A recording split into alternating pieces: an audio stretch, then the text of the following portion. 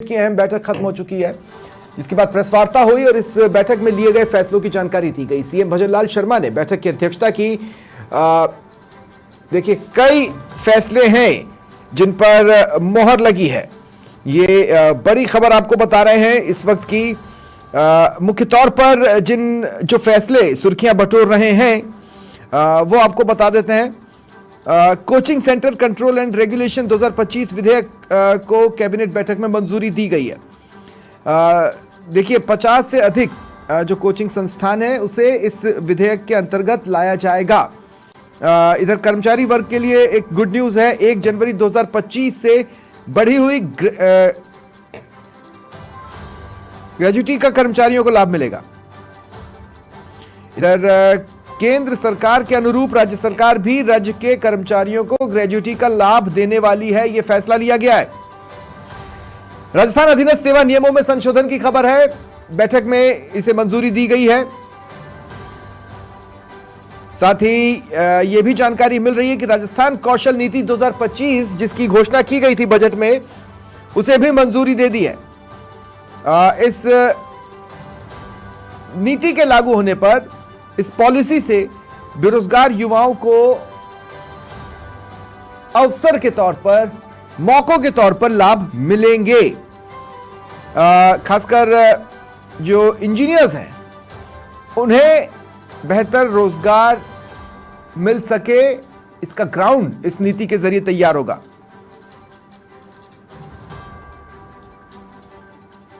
साथ ही एनर्जी में आत्मनिर्भर बनाने के लिए प्रदेश को कई कंपनियों को भूमि का आवंटन जो होना है उसके प्रस्ताव को भी बैठक में मंजूरी दी गई है। ये इस वक्त की बड़ी खबर आपको बता रहे हैं।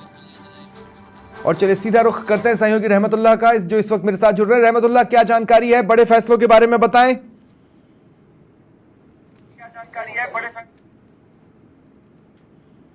कि यहाँ पर जो आज जिस प्रकार से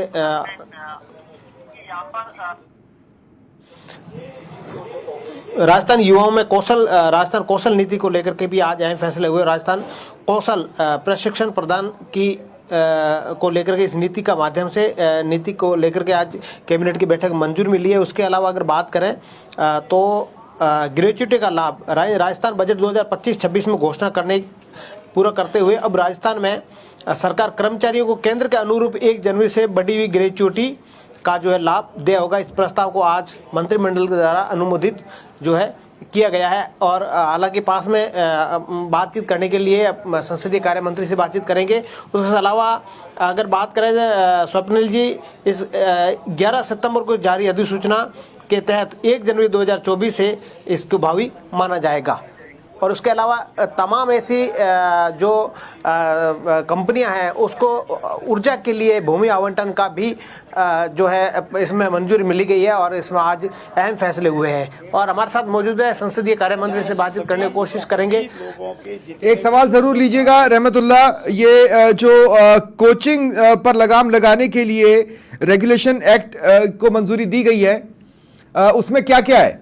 अगर वो किसी भी टर्म एंड कंडीशन का उल्लंघन करता है, निर्धारित अवधि में प्रारंभ नहीं करता है या एनर्जी उत्पादन नहीं करता है, तो उसके रजिस्ट्रेशन और उसका अलॉटमेंट कैंसिल तक के प्रावधान है।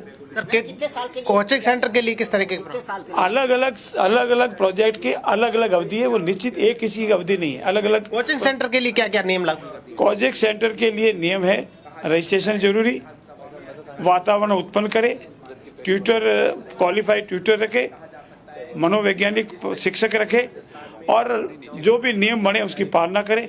अगर वो पालना नहीं करेंगे तो पहला आर्थिक दंड और फिर रजिस्ट्रेशन कैंसिल। और कौशल से जुड़े युवाओं के बेरोजगार युवाओं के लिए भी आपने घोषणा की है। इसमें बेरोजगार युवाओं के लिए कौशल नीति लाए और नीति के संबंध में मैंने आपको विस्तृत अपनी पीसी में बताया। धन्यवाद। और भूमि आवंटन कर ले सर। भूमि आवंटन को ऐसे अभी बताया मैंने, भूमि आवंटन कर रहे हैं। जो भी प्रोजेक्ट एमयू के तहत आ रहे हैं भूमि आवंटन कर रहे हैं। ग्रीनरी नहीं जावे, आगे बढ़े, प्रोजेक्ट बने, ऊर्जा में सरप्लस स्टेट बने, इसके लिए चल रहे हैं। धन्यवाद। बिल्कुल, इस तरह के जो स्वप्निल जी की भूमि आवंटन भी कई कंपनियों को की गई है। और मुख्य तौर पर जो कोचिंग सेंटर जहां पर उनके लिए जो है विधेयक लाए गए उसमें क्या है कि तमाम जो नियम बनाए जाएंगे कि कि किस प्रकार से जो कोचिंगों में तो उसके लिए अलग अलग जो मापदंड है वो तय किए गए हैं। तो दो जो सबसे बड़ी खबर है, एक तो है जो कोचिंग सेंटर्स पर लगाम लगाने के लिए रेगुलेशन एक्ट लाया जा रहा है, उसको मंजूरी दी गई है, और दूसरी कौशल नीति जिसकी बजट में घोषणा हुई थी। देखिए ये बहुत जरूरी फैसले हैं, इस बात को आप समझिए। जिस तरह से कोटा में और सीकर में स्टूडेंट्स के सुसाइड के मामले सामने आए, ऐसे में बड़े लंबे समय से मांग थी कि ऐसे आत्महत्या के प्रकरणों पर लगाम लगाने के लिए कोचिंग सेंटर्स पर लगाम लगाना बेहद जरूरी है। सरकार ने कहा भी था कि इससे जुड़े हम प्रयास करेंगे। हालांकि एक और बिल मुझे ऐसा लगता है जो समय आने पर आएगा, लेकिन फिलहाल कोचिंग सेंटर्स पर लगाम लगाने के लिए एक बड़ा फैसला लिया गया है। उनको रेगुलेट किया जाएगा कि भाई आपको रजिस्ट्रेशन तो करवाना ही करवाना है, इसके बाद ये चीजें हैं, मनोचिकित्सक आपको अपॉइंट करना होगा, ये फैसिलिटीज देनी होंगी, अगर नहीं है तो पहले तो आप पर आर्थिक दंड लगाया जाएगा और उसके बाद यानी कैपिटल पनिशमेंट, और उसके बाद हो सकता है कि पनिशमेंट की इंटेंसिटी को और बढ़ाया जाए। अब देखना यह है कि किस तरह से इसे लागू करवाया जाता है। साथ ही कौशल नीति पर अगर रहमतुल्लाह अगर आप थोड़ा सा प्रकाश डाल पाए कि सरकार का मकसद क्या है, किस तरह की ये नीति है, इसके वो कौन कौन से प्रोज हैं जो सरकार गिना रही है। वो मैं बताना चाहूँगा कि कौशल नीति में इसमें सबसे प्रकार देखा जाए तो राजस्थान में इस नीति के माध्यम से आरटीआई को एक नए युग के उन्नत केंद्र सरकार के रूप में विकसित किया जाएगा। इन केंद्रों में उद्योग से जुड़े हुए जो पाठ्यक्रमों के लिए प्राइवेट सेक्टर के साथ साझेदारी का विस्तार किया जाएगा और मौजूदा आईटीआई के नए कोर्स मॉड्यूल और उद्योग के साथ ऑन द जॉब की ट्रेनिंग व्यवस्था दी जानी है और इसका अनुमोदन किया जाना है। इसके अलावा अगर इसी के साथ जुड़ा हुआ देखा जाए तो इसके साथ ही जो विशेष योग्यों के जो इसमें अर्थ स्थानांतरण से जुड़ी हुई तमाम ऐसी चीज़ें हैं वो इसमें साथ में शामिल की गई है। मैं इसको विस्तार रूप से समझाता हूँ कि किस प्रकार से इसमें व्यवस्था दी गई है। इसमें मंत्रिमंडल में जो देखा जाए तो स्वप्निल जी जो रोजगार से जुड़े हुए ऐसे युवा है जिनके लिए अलग अलग जो है व्यवस्था लागू की जाएगी और कौशल नीति में जिसकी स्केल है युवाओं की, उस युवाओं को स्केल कितनी क्या स्केल है उसके आधार पर इसमें अलग अलग जो है नियम जो प्रावधान रखे गए हैं। एक सवाल ये भूमि आवंटन को लेकर, ये भी काफ़ी चर्चाओं में रहने वाला है। भूमि आवंटन की प्रक्रिया को किस तरह का किया गया है, कौन उसे मॉनिटर करेगा, इसे लेकर क्या बातचीत हुई है रहमतुल्लाह?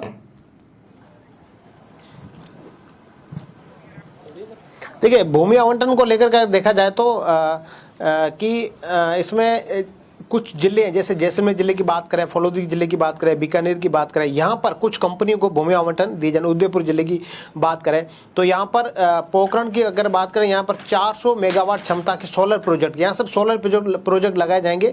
जैसलमेर में जैसलमेर जिले के पोखरण में, फलोदी जिले के बाप में और बीकानेर जिले के छत्तरगढ़ तहसील में और इसी प्रकार से उदयपुर जिले के भिंडर तहसील में जो है ये सोलर प्लांट लगाए जाएंगे ताकि जो है स्वप्निल जी जिस प्रकार से काफ़ी जो प्रदेश में जो बिजली की जो खपत ज़्यादा हो रही है तो उसको पर्याप्त रूप में मिले, किसानों को बिजली मिले। तो 2000 जिस प्रकार से जोगान पटेल ने कहा कि वर्ष 2027 तक हमारा जो प्लान है कि सभी आम कृषि किसानों को जो है 24 घंटे बिजली मिले, इस तरह का हमारा जो है लक्ष्य है। ठीक है, बहुत बहुत शुक्रिया आपका तमाम जानकारी के लिए। कई अहम फैसले हैं जो कि लिए गए हैं और इसी कड़ी में इन फैसलों के बारे में हमने आपको बताया। इन फैसलों पर अभी तो और भी डिस्कशंस होने आने वाले समय में, कंप्लीट प्रारूप एक बार आ जाए। अभी तो जानकारियां सामने आ गई हैं, इन डेप्थ स्टडी का टाइम और उसके बाद इस पर और भी एनालिसिस होगा। बहुत बहुत शुक्रिया रहमतुल्लाह तमाम जानकारी के लिए।